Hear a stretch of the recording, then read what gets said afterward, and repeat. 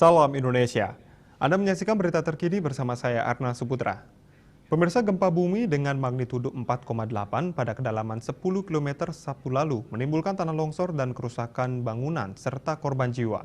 Gempa dangkal dengan daya rusak yang besar ini perlu diwaspadai, terutama bagi penduduk yang berada di lereng bukit maupun pegunungan.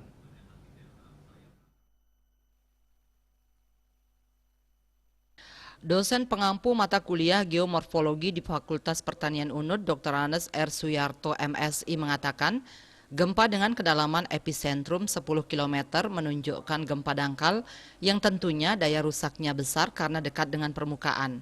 Potensi kerusakan yang diakibatkan juga tergantung pada jenis gerak sesar, jenis material atau litologi sebagai tempat rambat gelombang gempa sampai permukaan dan kondisi bentuk lahan di permukaan.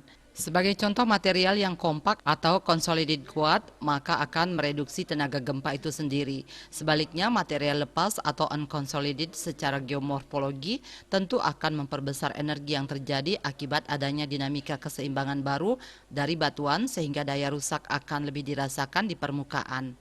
Gempa yang terjadi dengan skala magnitudo 4,8 akan lebih dirasakan energinya apabila terjadi pada bentuk lahan dengan karakteristik lereng yang miring dan terjal, proses sedimentasi koluvial dan material yang lepas atau unconsolidated.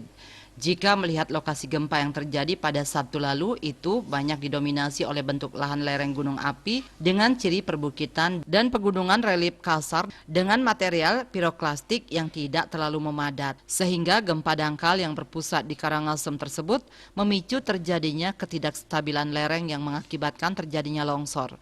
Yudi Karnaidi, Bali Post melaporkan. Untuk mencegah penyebaran COVID-19, ingat pesan Ibu soal terapkan 3M. Wajib memakai masker, wajib mencuci tangan, wajib menjaga jarak, serta wajib menghindari kerumunan.